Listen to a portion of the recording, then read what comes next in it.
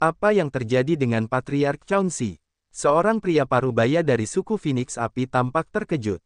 Dia tidak bisa menahan diri untuk tidak menoleh ke Kornet, kepala klan mata surgawi, matanya berubah tajam. Apa yang sebenarnya dilakukan klan mata surgawimu? Apa yang telah kamu lakukan hingga membuat Patriark seperti itu? Kornet dan para tetua klan mata surgawi bingung. Mereka cemas karena mereka tidak tahu apa yang sedang terjadi. Jika sesuatu yang sepele yang kamu lakukan membuat Patriark Chauncey marah. Suara pria parubaya dari suku Phoenix Api itu mengancam.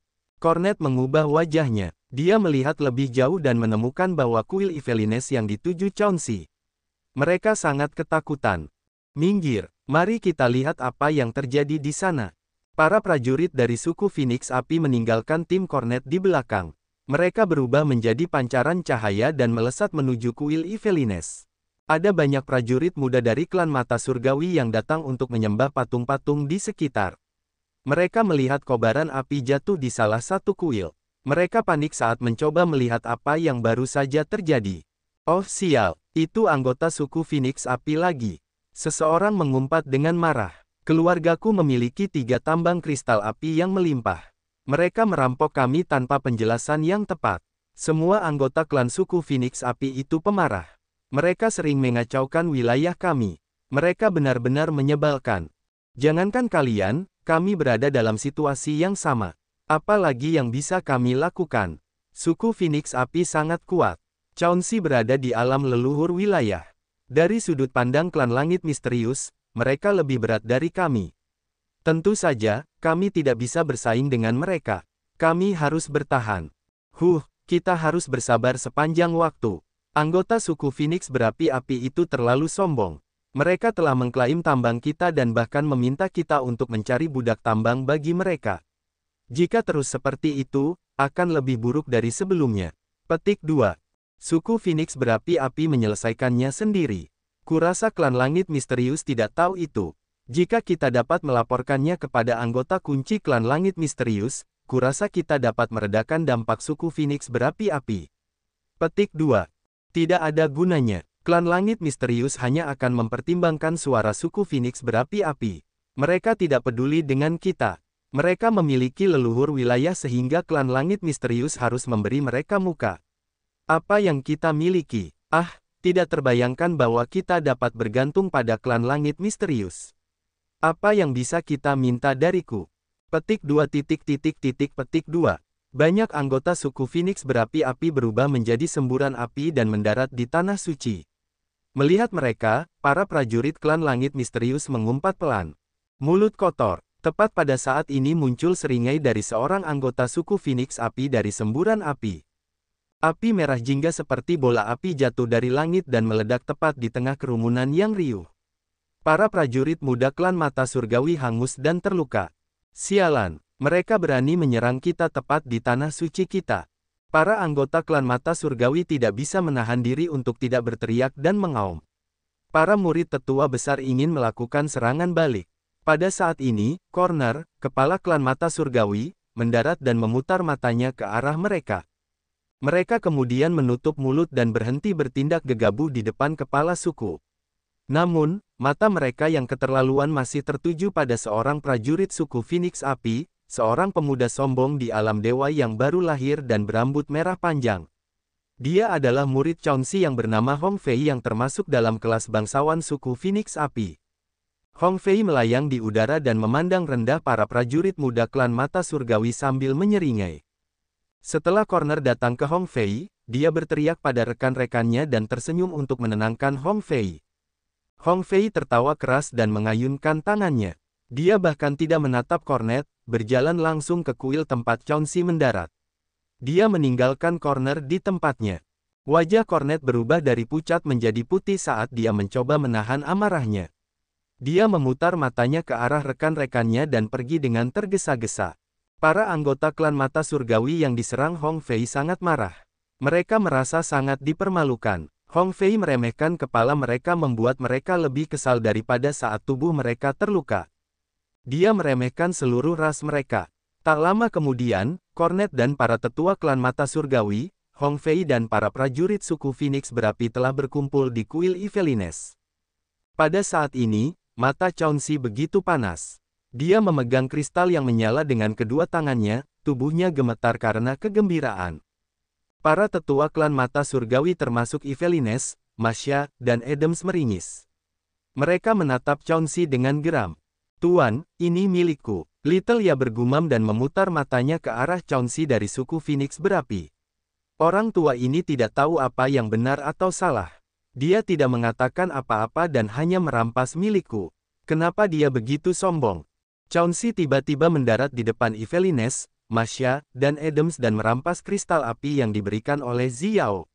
Kemudian, dia mengabaikan pertanyaan dari tim Yvelines dan tetap sepenuhnya asyik dengan Phoenix yang mandi api di dalam kristal. Dia bahkan tidak mengedipkan matanya ke arah tim Yvelines. Hong Fei dan anggota suku Phoenix berapi melihat Chauncey memegang kristal api dengan kedua tangan dan bergumam sendiri. Hong Fei awalnya bingung, namun, burung Phoenix yang menari di dalam kristal yang menyala itu membuatnya linglung. Dia tergagap, itu totem leluhur kita. Itu adalah bagian besar dari altar jiwa yang rusak. Astaga, bagaimana mungkin? Bagaimana mungkin? Pada saat ini, semua anggota suku Phoenix api ketakutan. Energi api di tubuh mereka menjadi tidak terkendali. Chauncey terbangun dari kegembiraannya. Dia mencengkeram kristal yang menyala itu dan menarik napas dalam-dalam untuk menenangkan pikirannya yang gelisah. Dia kemudian bertanya kepada Yvelines, "Di mana kamu mendapatkan kristal yang menyala ini?" Dia tidak terdengar seperti ingin mengembalikan benda itu. Dia ingin mengambilnya dan mencari tahu sumbernya. Jika tim Yvelines tidak memberinya jawaban yang memuaskan, dia akan membunuh mereka semua demi totem leluhurnya. Jika Yvelines mendapatkan kristal itu dari sumber yang tidak sah. Swiss, Swiss, Swiss. Panas yang menyengat meningkat di seluruh kuil. Chauncey berubah menjadi bola api raksasa. Pada saat ini, burung Phoenix berapi di pakaiannya hidup kembali. Perlahan-lahan ia mengumpulkan energi. Saat Chauncey menatap Yvelines, ia merasa ngeri seolah-olah Chauncey akan membakarnya menjadi abu hanya dalam sekejap mata. Cornet ketakutan. Ia terus berteriak, "Yvelines, jangan sembunyikan apapun. Katakan padanya semua yang kau tahu. Kita semua bergantung pada klan langit misterius. Selama kita menjelaskan diri kita sendiri, aku yakin pendahulu Chauncey tidak akan menyusahkan kita." Ia takut sehingga ia harus menyebutkan klan langit misterius. Ia berharap Chauncey akan memberikan wajah klan langit misterius dan tidak bertindak gegabah. "Jangan khawatir, jika kau mengatakan yang sebenarnya, aku tidak akan menyusahkanmu," Chauncey menyipitkan mata. "Tetapi jika kau menyembunyikan sesuatu, haha, bahkan klan langit misterius tidak akan bisa menghentikanku untuk menghabisimu. Kristal api ini adalah bagian dari altar jiwa leluhur kita yang rusak. Itu adalah benda suci legendaris kita. Kita harus tahu di mana kau mendapatkannya."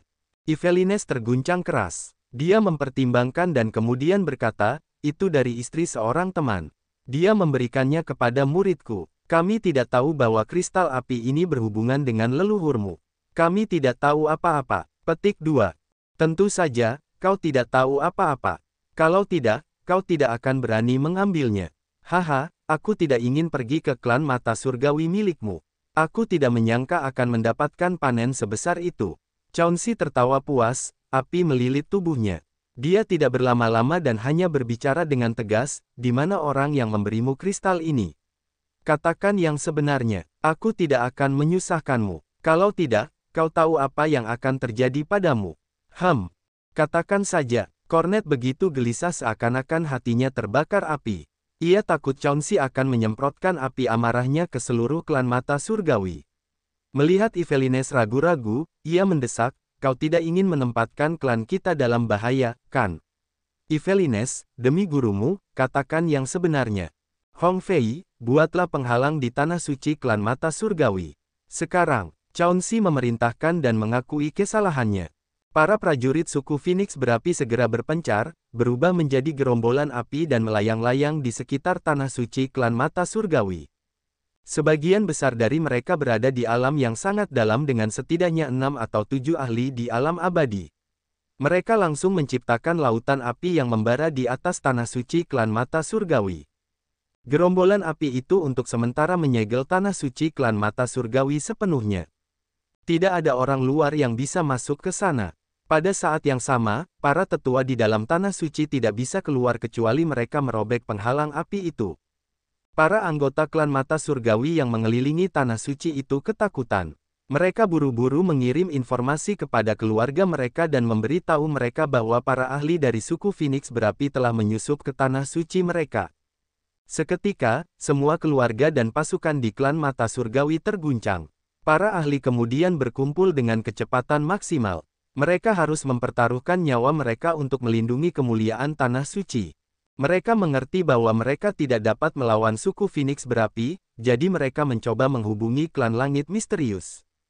Sayang sekali bagi mereka, batu suara yang dapat menghubungi klan langit misterius ada di dalam tanah suci. Karena tanah suci mereka disegel, mereka tidak dapat menghubungi klan langit misterius. Tanda pisah tanda pisah tanda pisah tanda pisah tanda pisah tanda hubung. Tanah suci klan mata surgawi. Hong Fei dan para ahli dari suku Phoenix berapi pergi dan kembali dengan cepat. Hong Fei menyeringai, "Guru, kami memiliki kendali atas batu suara yang terhubung ke klan langit misterius. Mereka tidak dapat melaporkan apapun kepada klan langit misterius." Pria ini telah mengikuti Chauncey selama bertahun-tahun. Dia memahami gurunya dengan baik. Dia memahami ide gurunya hanya dari kedipan mata. Bagus sekali. Chauncey mengangguk. Karena dia tahu situasinya terkendali dan klan mata surgawi tidak bisa bergerak, dia menoleh ke Yvelines sekali lagi. Api redup muncul di matanya. "Sekarang, katakan padaku, di mana kamu mendapatkan kristal yang menyala ini?" Chauncey memimpin para anggota suku Phoenix berapi-api ke jurang kecil di dekat tanah suci klan mata surgawi. Cornet dan para ahli klan mata surgawi tidak dapat menghindarinya. Mereka harus datang sesuai permintaan Chauncey. Lebih dari 100 prajurit di alam tinggi berkumpul di luar jurang tempat Yvelines, Adams, dan mendiang guru Masya dulu tinggal. Ketika mereka sampai di sana, Yvelines tampak meringis. Dia sangat enggan dan hanya berdiri diam. Dia tidak ingin mengungkapkan tempat Xian dan Xiao, tetapi dia tidak punya pilihan. Dia tidak bisa membayar harga kehancuran rasnya untuk melindungi Xian dan Xiao. Chauncey juga mengatakan bahwa dia hanya ingin mengetahui identitas kristal api itu. Dia tidak ingin membunuhnya. Yvelines hanya bisa berpikir positif. Setelah dia membawa mereka ke sini, dia berencana untuk masuk ke sana dan berbicara dengan Xian dan Xiao terlebih dahulu. Namun, setelah berjalan satu langkah menuju jurang, dia terguncang keras. Kekuatan lembut namun tak tertahankan seperti sungai menenggelamkannya dan mendorongnya menjauh. Meskipun dia berada di langit kedua alam abadi, Yvelines tidak dapat mempercayainya. Dia telah mencoba beberapa kali tetapi tidak dapat melewatinya. Dengan enggan, dia mundur dengan putus asa dan menggelengkan kepalanya. "Penghalang di luar jurang telah dimodifikasi. Aku tidak dapat masuk ke sana." "Precursor Chauncey, tolong lihat," tanya Cornet. "Baiklah, biarkan aku menghancurkan penghalang itu," ejek satu-satunya leluhur wilayah dari suku Phoenix berapi, melangkah menuju jurang. Ledakan. Seekor burung Phoenix api besar terbang keluar dari lautan api di atas kepala Chauncey. Burung Phoenix api itu terbuat dari energi murni dan kesadaran jiwa dari Chauncey. Ia menggunakan darahnya dan diciptakan oleh teknik rahasia kekuatan api Upanishad. Ia dapat membakar segalanya menjadi abu. Ledakan. Ledakan. Burung Phoenix api melepaskan apinya yang ganas dan membakar penghalang, yang menciptakan suara keras. Chauncey memasang wajah tenang dan santai, menunggu penghalang mencair. Setelah itu, dia akan menyerbu ke jurang. Semua orang menunggu dengan wajah yang berbeda. Anggota suku Phoenix berapi memasang wajah angkuh. Mereka tidak benar-benar menganggap klan mata surgawi berharga. Karena itu, mereka berpikir bahwa teman-teman klan mata surgawi tidak akan ganas. Mereka berpikir bahwa mereka bisa segera masuk ke jurang. Yvelines dan yang lainnya gelisah dan tidak aman. Mereka takut karena mereka tidak tahu harus berkata apa kepada Xian saat mereka bertemu. Waktu berlalu dengan tenang. Setelah 1 jam, Patriark Chauncey dari suku Phoenix berapi tampak tegas. Karena Phoenix berapi itu terbakar selama lebih dari 1 jam, terlepas dari jenis penghalang apa itu, seharusnya sudah mencair. Namun, dia menyadari bahwa penghalang itu tampaknya tidak menghabiskan seluruh energi untuk menahan panas. Chauncey merasa ada yang tidak beres. Dia samar-samar menduga bahwa para prajurit di balik penghalang itu juga berada di alam leluhur wilayah. Hanya jika mereka berada di alam leluhur wilayah, Chaunxi tidak dapat membakar semua energi penghalang itu dalam waktu singkat. Ketika pikiran ini muncul di benaknya, dia menjadi waspada. Sesaat kemudian, api itu masih menyala, tetapi Chaunxi telah kehilangan kesabarannya. Seorang wanita cantik berjalan melewati penghalang yang menyala-nyala itu. Itu adalah wanita cantik yang wajahnya dipenuhi dengan tato aneh namun cantik. Dia berwajah dingin dan memiliki tanda ular cian di dahinya. Begitu dia muncul, Chaunxi ketakutan. Dia tidak dapat menahan diri untuk berteriak, "Jiani, bagaimana mungkin itu kamu?" Lautan api itu surut. Jiani dari suku pola rahasia berjalan ke arah Chaunxi, wajahnya dingin dan matanya menunjukkan aura pembunuh. "Chaunxi, apa yang kamu lakukan di sini? Apakah akan menarik untuk memulai pertempuran di sini?" Jiani dan Judy dari klan Langit Misterius adalah saudara perempuan yang disumpah, tetapi suku pola rahasia tidak bergantung pada klan Langit Misterius. Di domain Laut Ketiadaan, suku pola rahasia benar-benar kuat, suku itu berada tepat di belakang 7 klan besar dan jauh lebih kuat daripada suku Phoenix Berapi. Demikian pula, Jiani lebih menakutkan daripada Chaunxi, baik dalam hal kekuasaan maupun eselon. Kepala kornet dari klan Mata Surgawi juga ketakutan. Dia belum pernah bertemu Jiani, tetapi dia tahu namanya. Dia tahu bahwa dia adalah seorang pejuang yang ganas dengan posisi yang mulia. Melihat Jiani berjalan keluar dari jurang, kornet merasa senang sekaligus takut. Dia terus memberi Yvelines sinyal untuk memintanya menyelesaikan situasi. Yvelines dan murid-muridnya tercengang dan tercengang. Mereka ingat dengan jelas bahwa mereka telah membawa Xian dan Ziyao ke jurang. Bagaimana mungkin Jiani bisa keluar dari sana? Yvelines merenung sejenak. Tiba-tiba, wajahnya berubah saat dia berteriak, "Apa yang kamu lakukan pada Xian?" Dia menatap Jiani dengan marah karena dia mengira Jiani telah membunuh Xian dan Ziyao di jurang.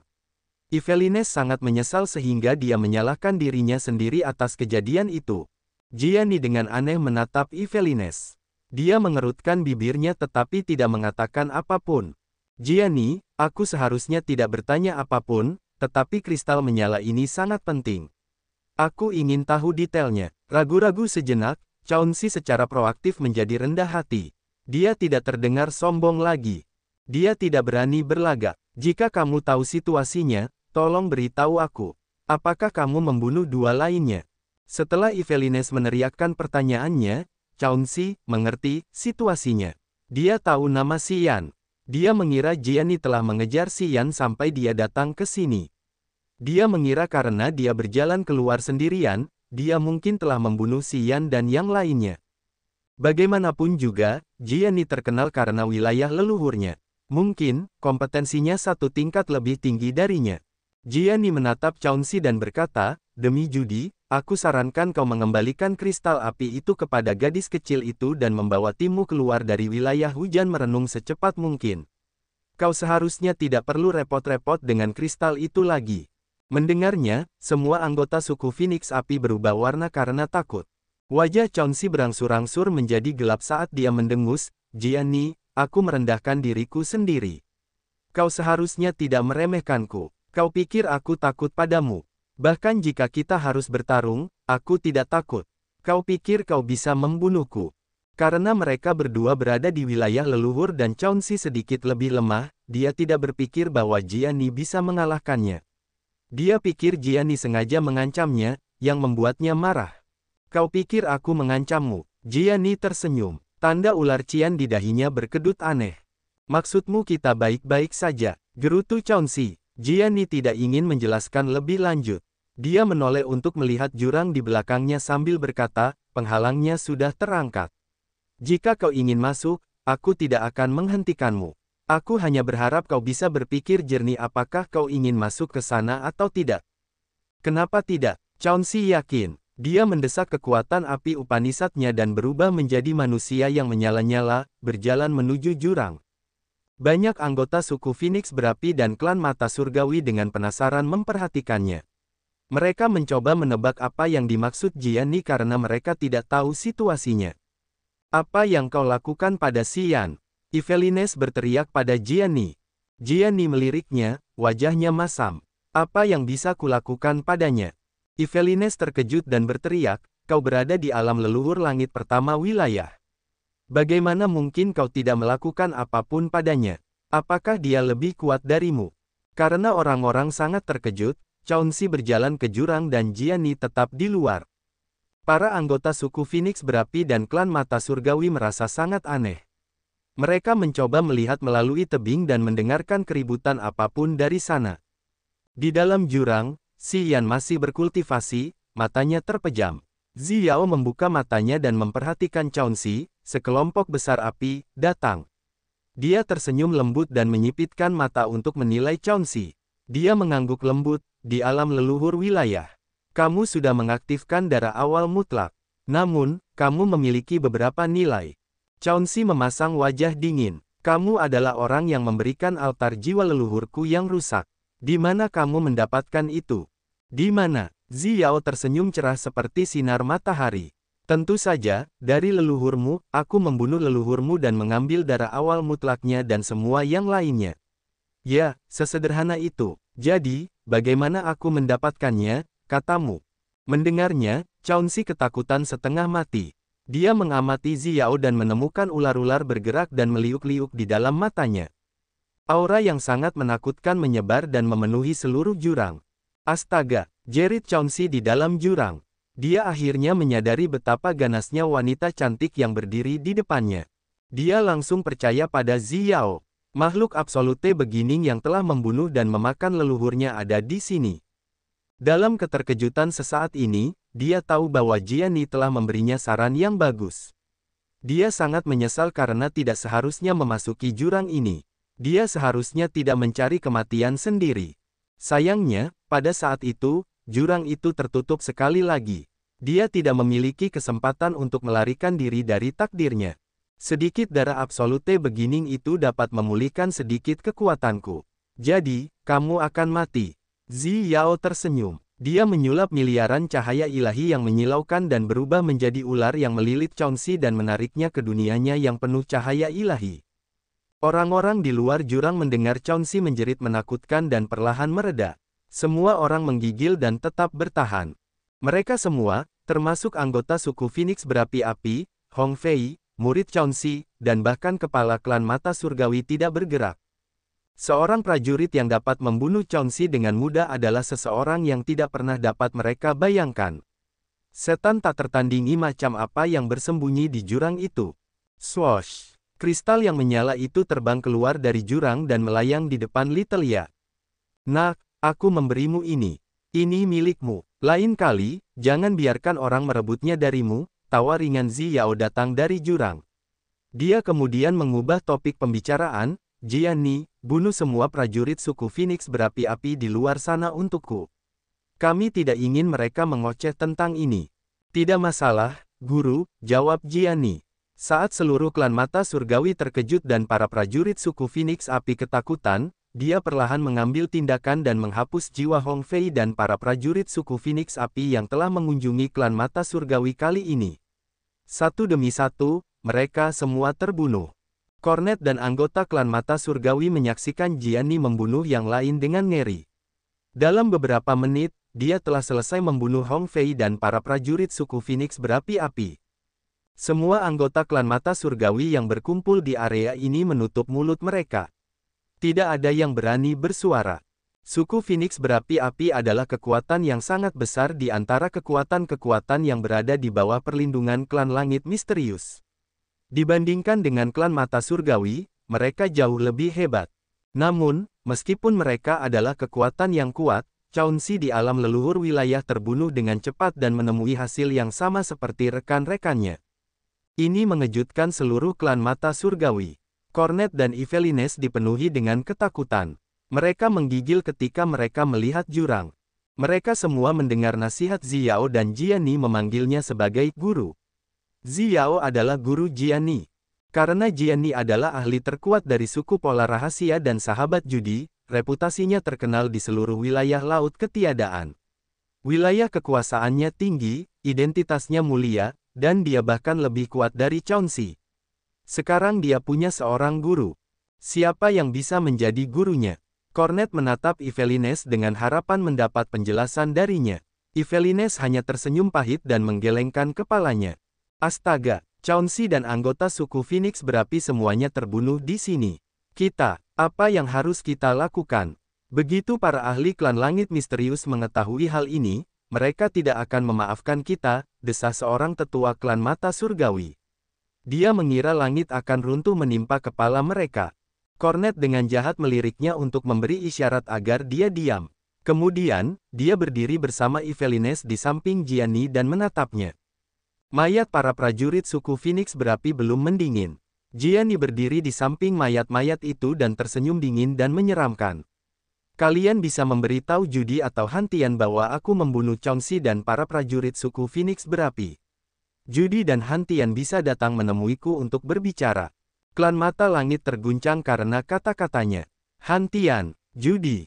Mereka adalah dua leluhur wilayah klan Langit Misterius, tokoh dengan kekuatan tertinggi.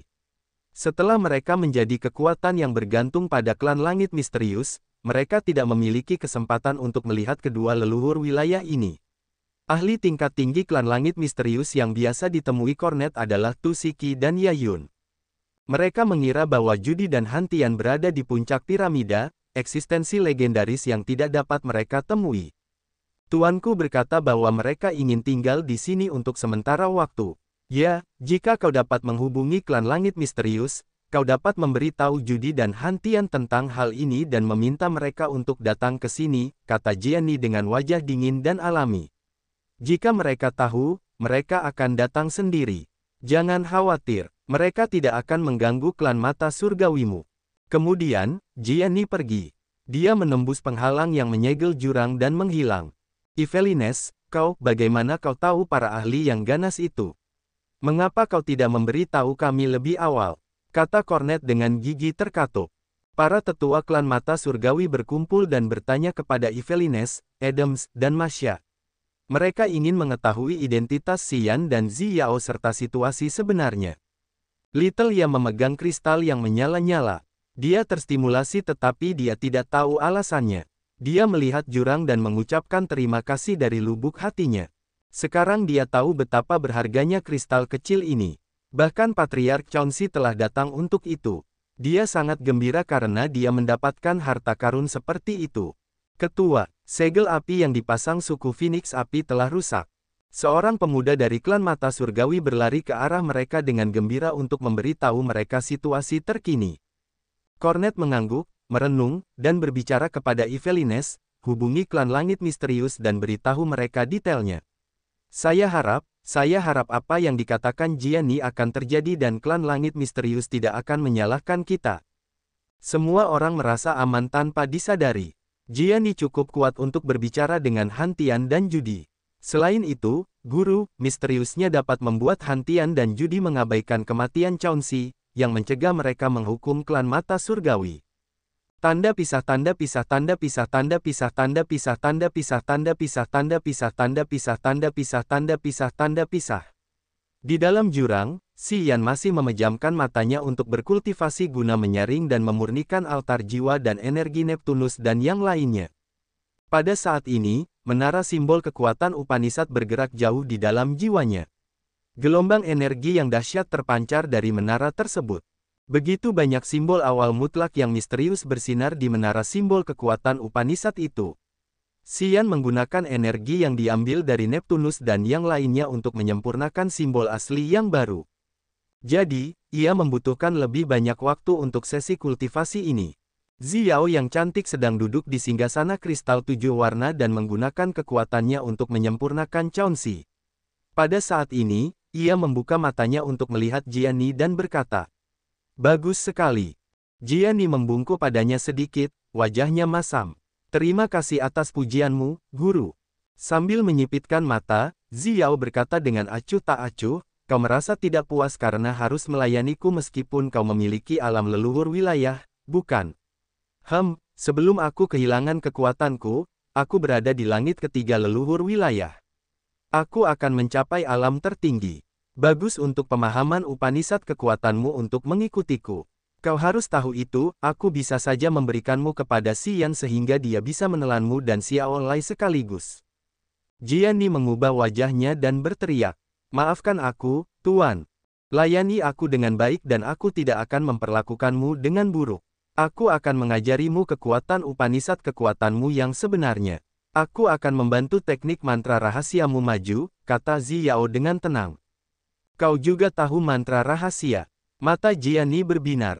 Mantra misterius di dunia memiliki beberapa kesamaan. Mantra rahasia juga merupakan teknik yang melibatkan kutukan dan mantra. Mantra rahasia menggunakan gambar alami di tubuhmu sebagai konduktor.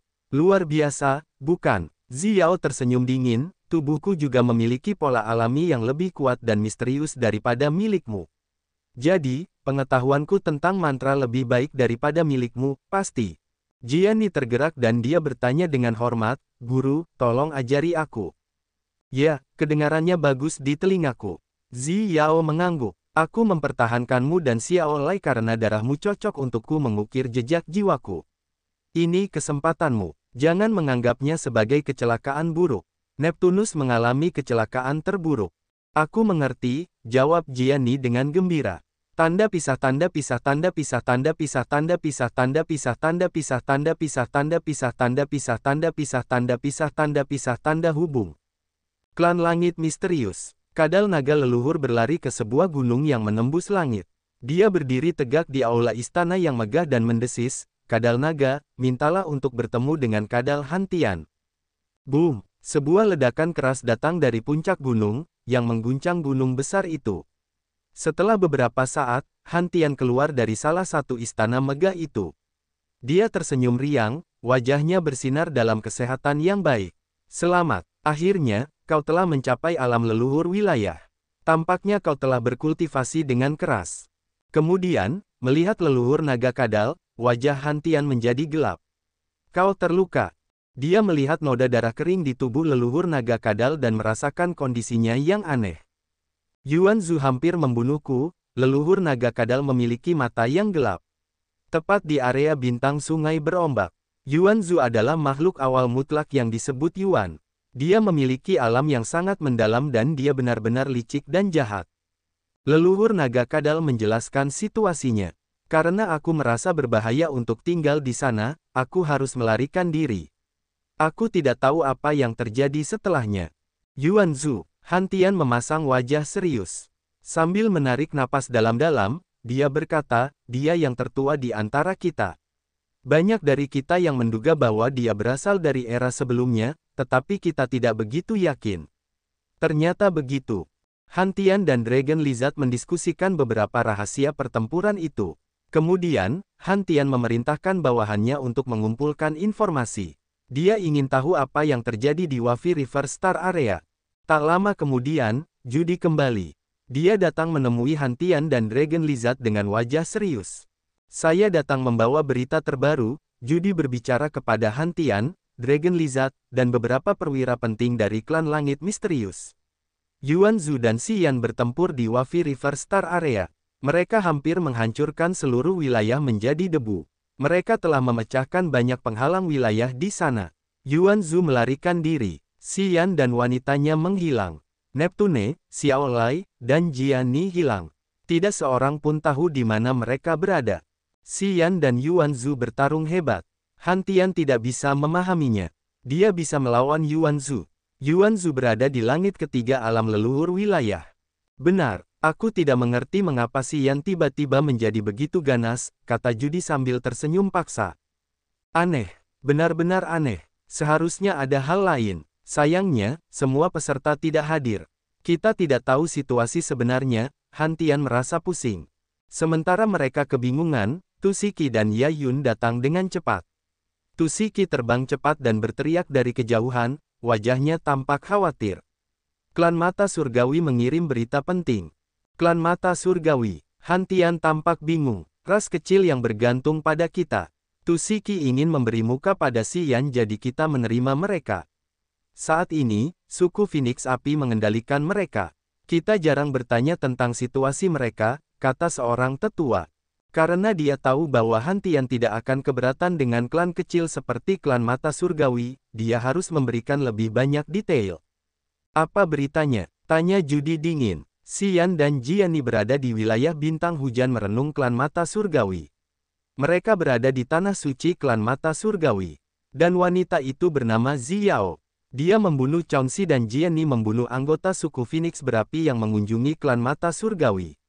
Jiani memberitahu klan Mata Surgawi untuk memberitahu kami bahwa dia ingin bertemu leluhur Han Tian dan Judy di tanah klan Mata Surgawi.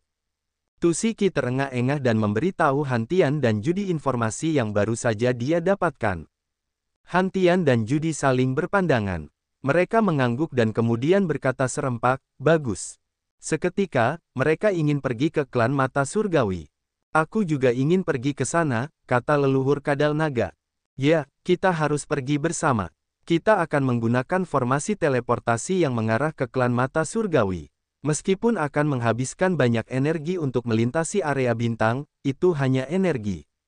Kita tidak boleh terlalu peduli dengan energi." Judy bertekad. Sambil berbicara, dia menuju formasi teleportasi. Di langit kedua alam leluhur wilayah, selama mereka tahu arahnya, tidak sulit untuk berteleportasi melalui area bintang. Han Tian, Kadal Naga, Tu Siki dan istrinya mengikutinya. Mereka telah berteleportasi bersama sekelompok ahli ke tanah klan Mata Surgawi. Bagaimana? Kornet sangat khawatir. Dia berdiri di dekat batu suara yang besar bersama dengan banyak tetua. Ketika dia melihat Yvelines mengirim pesan, dia merasakan jantungnya berdetak lebih cepat. Begitu banyak anggota suku Phoenix Api tewas di sini termasuk Patriark Chaunxi. "Aku tidak tahu bagaimana mereka akan menghadapi ini," desah seorang tetua dengan khawatir.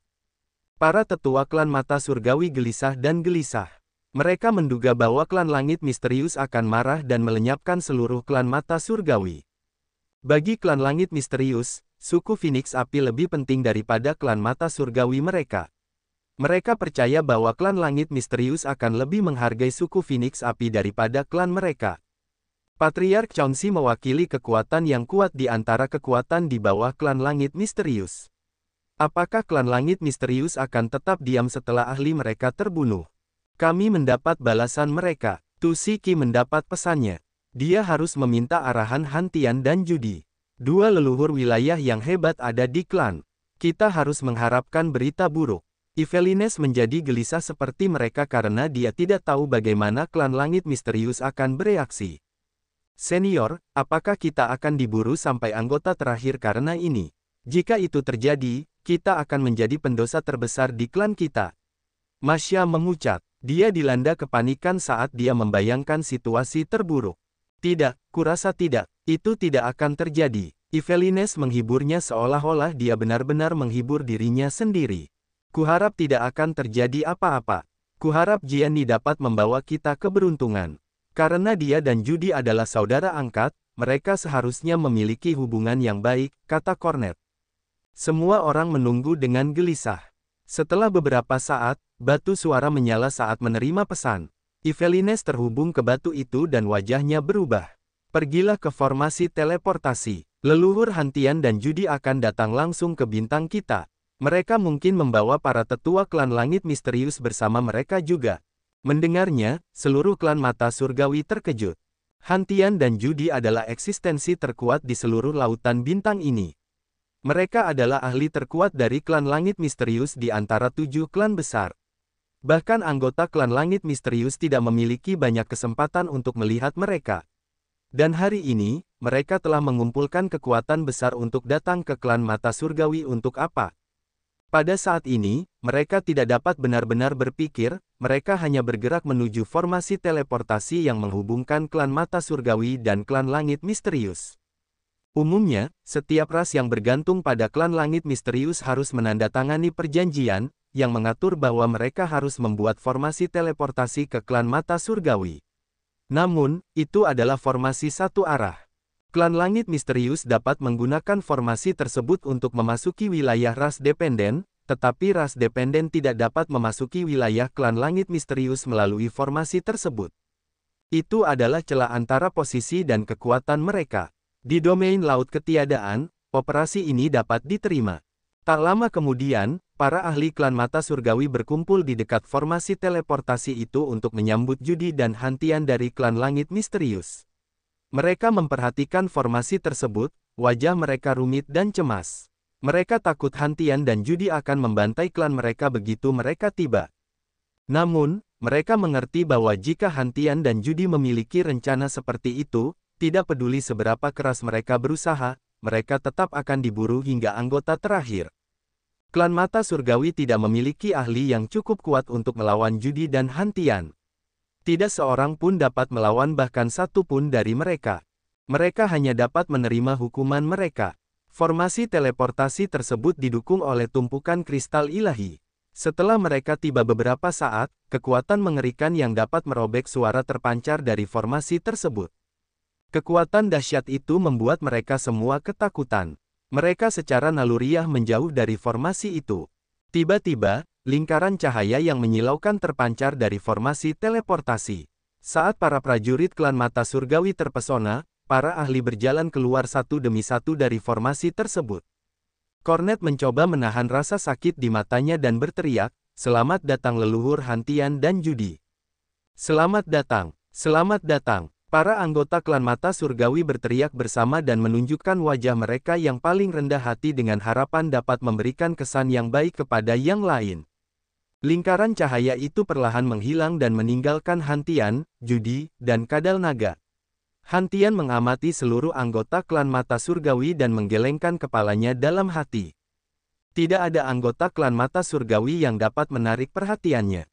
Kemudian, dia berhenti di Litelia dan memejamkan matanya untuk merasakan sejenak. Kamu memiliki batu permata yang bagus. Batu itu mengandung energi api yang luar biasa. Nah, kamu beruntung. Sama seperti Chauncey, Hantian juga mengembangkan kekuatan api Upanishad. Dia memiliki pengetahuan yang baik dan mata yang tajam pada beberapa harta karun khusus di kelas api. Kristal api yang diberikan Xiao adalah satu-satunya barang yang menurutnya berharga. Selain itu, seluruh klan mata surgawi tidak memiliki apapun atau siapapun yang layak mendapat perhatiannya. Pujian sederhana dari Hantian membuat semua mata klan mata surgawi tertuju pada Litelia. Kristal api itu lagi, semua orang memasang wajah aneh. Chauncey telah mengancam mereka karena kristal itu. Dan sekarang, begitu leluhur Hantian datang, hal pertama yang dibicarakannya juga tentang kristal itu. Seberapa berhargakah itu sebenarnya? Precursor Chauncey dan anggota suku Phoenix berapi tewas karena kristal menyala itu. Cornet tidak berani menyembunyikan apapun. Ia menjelaskan kejadian itu secara terperinci. Ia tidak berani mengabaikan hal-hal kecil sekalipun. Ia berharap ketulusannya akan membuat tim Hantian menunjukkan belas kasihan. Hantian dan yang lainnya berbinar saat mendengarkan Cornet. Terkadang, mereka menatap Litelia dengan penuh arti. Setelah beberapa saat, Hantian menyeringai dan berkata, "Kurasa aku tahu alasannya." Ia menatap leluhur naga kadal. Leluhur naga kadal mengangguk dan berkata, "Kudeta dia berhasil. Saat ini, dia adalah salah satu makhluk awal mutlak. Pacar Xian ini jauh lebih kuat daripada Yuan Zhu tahun itu. Ia adalah salah satu saksi pertempuran antara Xiao dan Hui, tetapi ia tidak tahu hasilnya. Dan sekarang, ia tahu Xiao telah berhasil dari informasi Cornet. Klon jiwanya telah menggantikan jiwa inangnya dan menyerap semua ingatan dan kekuatan Hui. Tidak heran Chauncey meninggal, karena dia telah mengacaukan orang yang seharusnya tidak dia ganggu, dia harus menghadapi konsekuensinya." Hantian tertawa terbahak-bahak seolah-olah dia tidak menganggap kematian Chauncey penting. Mendengarnya, saraf tegang anggota klan mata surgawi menjadi rileks. Hanya leluhur naga kadal yang mengerti bahwa saat ini, Xian dan Xiao jauh lebih penting daripada Chauncey. Selama Hantian dan Judy tidak bodoh, mereka tidak akan menantang Xian dan Xiao untuk tenggelam dalam masalah yang tak berujung. Sebelumnya, ketika leluhur naga kadal dan Xian bertemu di Laut Kehancuran dan Ferel melaporkannya kepada Judy, Judy telah menunjukkan bahwa klan langit misterius tidak terlalu peduli dengan Ling Mei. Saat itu, Judy mengatakan bahwa dia berharap leluhur naga kadal akan berteman dengan Xian. Leluhur naga kadal tidak bodoh. Dia tahu apa yang diinginkan klan langit misterius. Sudah lama sekali sejak terakhir kali aku bertemu Jiani. Senang bertemu dengannya dan mengobrol sebentar. Judy tersenyum ramah dan berjalan langsung menuju jurang itu. Akhirnya, Evelines dan dua orang lainnya bisa menghela napas lega. Saat melihat sikap Hantian dan Judy, mereka bisa memastikan bahwa mereka tidak akan membalas dendam pada klan mata surgawi atau membunuh mereka semua.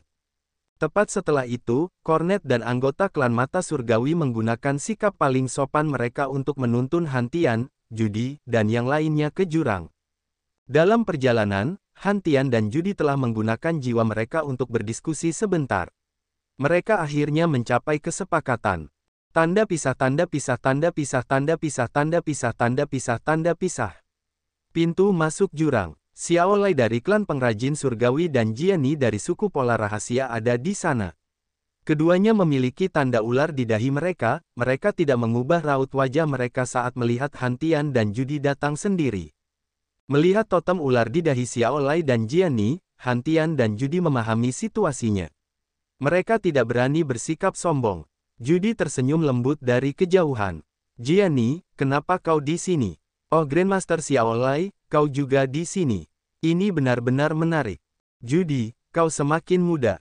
Baiklah, kurasa kau sudah memutuskan ini. Jiani tersenyum padanya dan berkata, kau, Hantian, dan Dragon Lizard masuklah ke sana. Yang lain tetap di luar. Ada sesuatu yang tidak boleh diketahui para junior. Bagaimana menurutmu? Tidak masalah, Judy berseri-seri dan berkata, hanya aku, Hantian, dan Dragon Lizard yang akan masuk. Yang lain harus tetap di luar. Tidak seorang pun diizinkan mengatakan sepatah kata pun tentang hal-hal di klan mata surgawi kali ini. Para anggota klan langit misterius yang mengikuti mereka ke sini memasang wajah tegas saat mereka dengan serius menghafal apa yang dikatakan Judy. Tepat setelah itu, saat para prajurit klan langit misterius dan klan mata surgawi tercengang, Hantian, Kadal Naga, dan Judy mengikuti Xiaolai, Jiani ke jurang. Tanda pisah tanda pisah tanda pisah tanda pisah tanda pisah tanda pisah tanda pisah tanda pisah tanda pisah tanda pisah. Di dalam jurang, Xian, yang memejamkan matanya untuk waktu yang lama, membuka matanya dan bangkit dengan senyum tipis. Salam, pendahulu Hantian dan pendahulu Judy. Ada sesuatu yang ingin kukatakan padamu. Itulah sebabnya aku memintamu untuk datang ke sini. Tolong jangan pedulikan itu. Aku dulu berbicara dengan gurumu. Dia telah tinggal di domain laut kehampaan untuk sementara waktu sebelum kembali ke wilayah Desolate. Aku tidak percaya dia telah pergi. Namun, dia membesarkan murid yang tangguh sepertimu. Ya, dia pantas dengan reputasinya sebagai haus darah. Hantian tertawa terbahak-bahak dan berkata dengan lugas, kamu seharusnya tidak keberatan dengan juniorku yang tidak berguna Ling Mei. Aku harap itu tidak akan menjadi masalah di antara kita. Tidak akan, Xian menggelengkan kepalanya dengan tenang, sudah lama sekali. Oh, bagaimana dengan nona ini? Judy mengamati Xiao. Ragu-ragu sejenak, dia berbicara dengan etiket junior, merupakan kehormatan bagi kami untuk bertemu dengan pakar dari generasi sebelumnya. Aku benar-benar senang. Xiao tersenyum dan mengangguk sedikit. Kau, gadis kecil, memang tahu cara berbicara dengan manis. Aku tahu kau sangat tertarik dengan menara simbol kekuatan Upanishad. Aku tidak akan memancing di perairan yang bermasalah. Ya, jika kau mengumpulkan cukup energi atau bahan, aku dapat membantumu menyempurnakan simbol asli. Xian terus terang dan langsung. Tentu saja, aku tidak akan melakukannya secara cuma-cuma. Aku akan memintamu untuk membantuku dengan sesuatu. Ketika dia menyebutkan simbol asli, mata Hantian dan leluhur naga kadal berbinar. Mereka semua tampak bersemangat dan menunggu Xian untuk menyatakan persyaratannya. Leluhur naga kadal berkata langsung, bahkan tanpa simbol asli, aku selalu bersedia membantumu. Kalau bukan karenamu, aku pasti sudah mati di wilayah Sungai Wafi. Kemudian, dia menatap Xiao dengan tatapan takut. Kau tahu itu bukan aku. Kau tidak perlu takut padaku lagi, Xiao tersenyum. Kadal naga mengangguk, aku mengerti. Namun, itu terukir dalam pikiranku. Saat aku melihatmu, aku belum terbiasa. Apa syaratmu? Judy memasang wajah tegas dan menatap Xian dengan tenang, menunggu permintaannya. Simbol asli awal mutlak sangat penting bagi para ahli di alam mereka. Simbol asli dapat membantu mereka melihat intisari kekuatan Upanishad mereka dan memberi mereka kemampuan supernatural. Memiliki simbol asli membantu mereka memasuki alam yang benar-benar baru. Baik judi maupun Hantian, mereka sangat menginginkan simbol asli. Karena Xian setuju untuk menawarkan syarat kepada mereka, mereka menganggapnya sebagai tanda positif. Karena Xian memiliki lebih banyak pilihan, ia dapat memilih klan tulang putih, klan hantu, atau ras lain. Namun, mereka tidak memiliki lebih banyak pilihan. Hanya Xian yang memiliki menara simbol kekuatan Upanishad. Selain itu, dengan kompetensinya dan Xiao saat ini, mereka tidak dapat merampok mereka. Jadi, mereka harus bernegosiasi dengannya. Xian menatap Xiao. Dia tersenyum, mengangguk, dan berkata kepada judi, syaratnya adalah membantuku menemukan kristal darah awal mutlak dan kristal energi gelap. Kurasa kau tahu dua jenis kristal ini. Klan langit misterius pasti punya beberapa, kurasa. Atau setidaknya kau tahu di mana menemukannya. Mendengarnya, Hantian dan judi tampak terkejut. Sepertinya itu masalah yang sulit bagi mereka. Mereka tentu saja tahu kristal darah awal mutlak dan kristal energi gelap. Mereka juga tahu betapa langkanya kristal itu. Judi dan Hantian punya beberapa di antaranya yang tidak berani mereka gunakan. Kristal darah awal mutlak dan kristal energi gelap memiliki efek khusus pada Xiao. Mereka bisa memulihkan kekuatannya. Sebelum Xiao terluka, dia berada di puncak alam leluhur wilayah. Sama seperti Devor dan Desolate, mereka cukup dekat dengan alam pamungkas. Namun, setelah perang tragis di era awal mutlak, Xiao, Devor, dan Desolate terluka parah. Mereka harus tetap tidak aktif untuk pulih.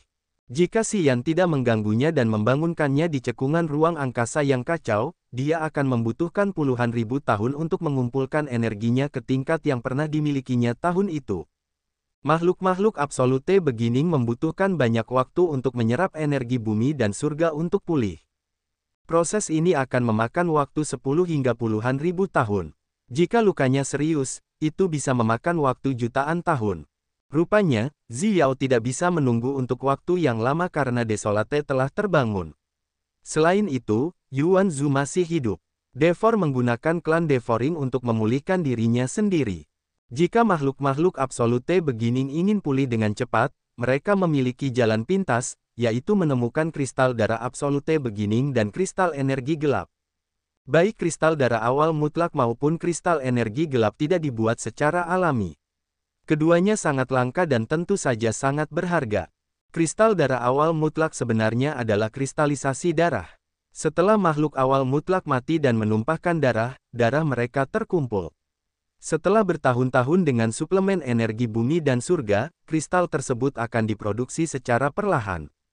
Kristal darah awal mutlak dikristalkan dari darah makhluk awal mutlak dan sejumlah besar energi. Kristal itu dapat memulihkan makhluk awal mutlak yang terluka dengan cepat dan menumbuhkan kembali darah dan daging mereka. Kristal energi gelap adalah kristal aneh yang dibuat dari altar jiwa prajurit yang rusak di alam leluhur wilayah.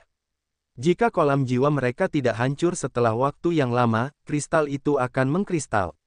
Kristal energi gelap digunakan untuk memajukan energi jiwa para ahli di alam leluhur wilayah. Kristal darah awal mutlak meningkatkan tubuh dan kristal energi gelap meningkatkan energi jiwa. Keduanya adalah harta yang berharga dan paling efektif untuk membantu Xiao pulih dengan cepat. Keduanya tidak dibuat secara alami. Keduanya sangat berharga bagi 7 klan besar. Hantian dan Judi telah menggunakan kekuatan yang sangat besar dari klan langit misterius untuk mencari dan mengumpulkan sejumlah kecil. Namun, mereka tidak berani menggunakannya.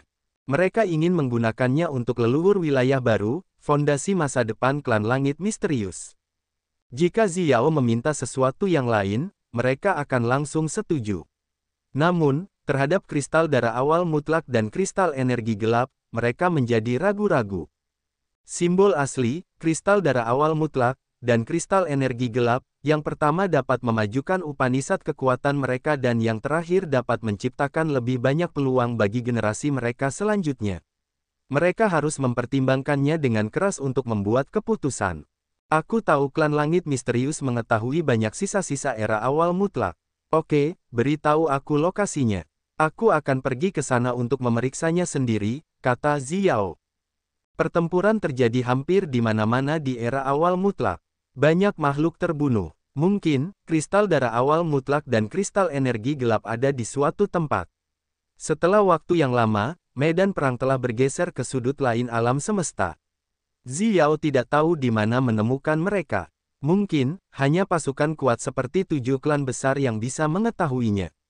Tidak masalah, kami tahu banyak tentang sisa-sisa awal mutlak. Banyak di antaranya memiliki segel dan penghalang yang mengerikan yang tidak berani kami ganggu.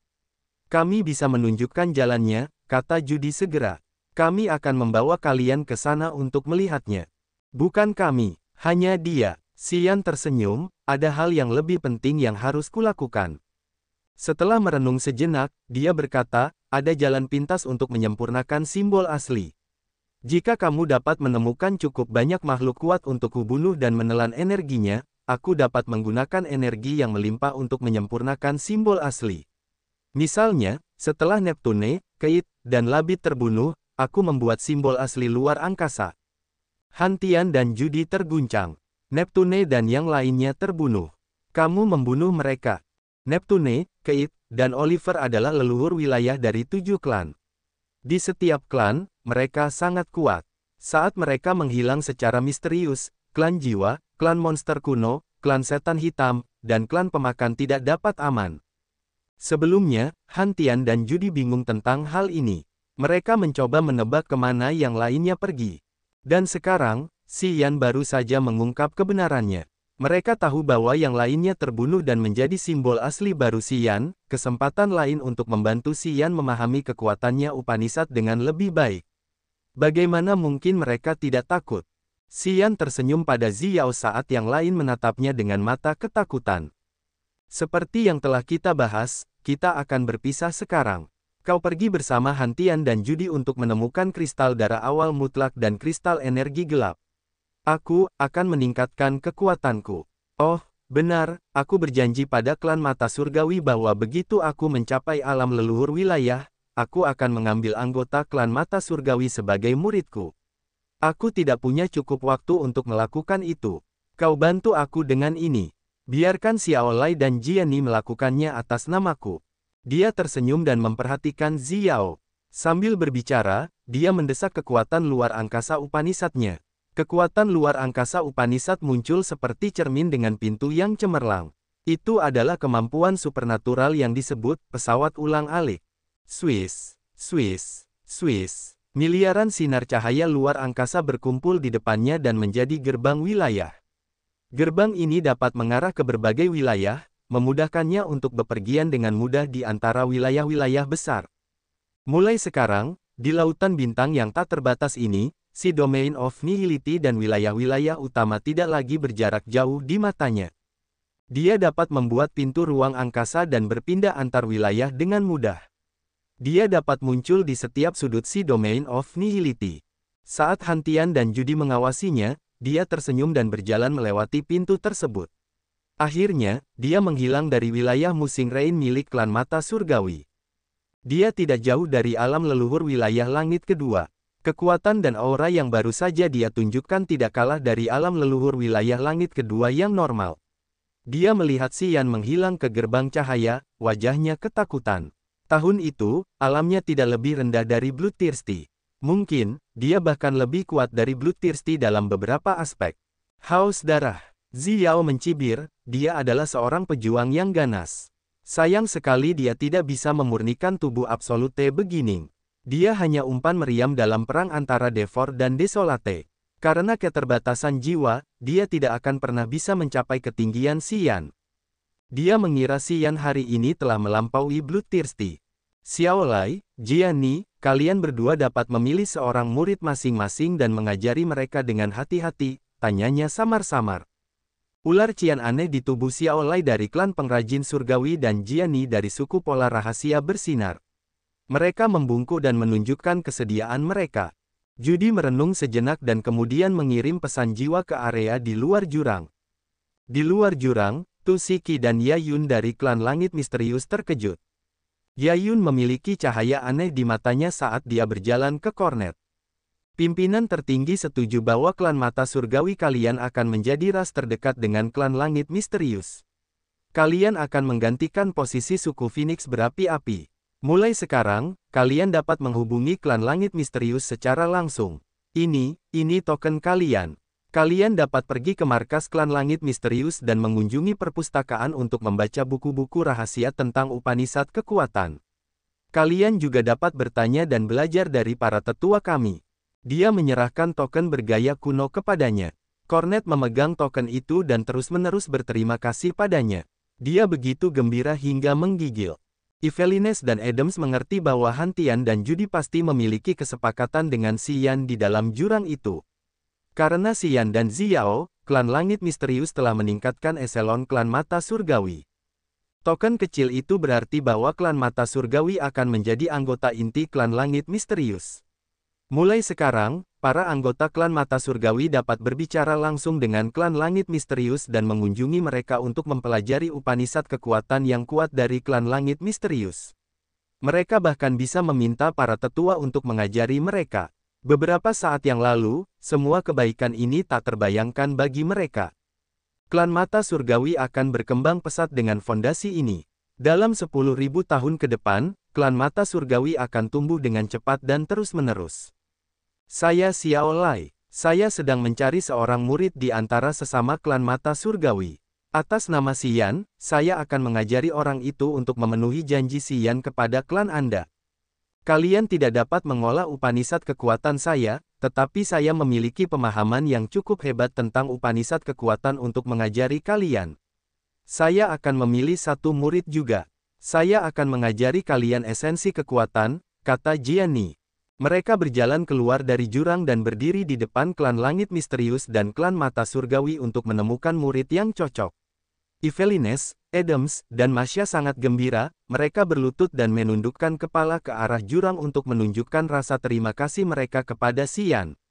Sayangnya, mereka tidak tahu bahwa Xian telah meninggalkan jurang dan menghilang dari wilayah ini.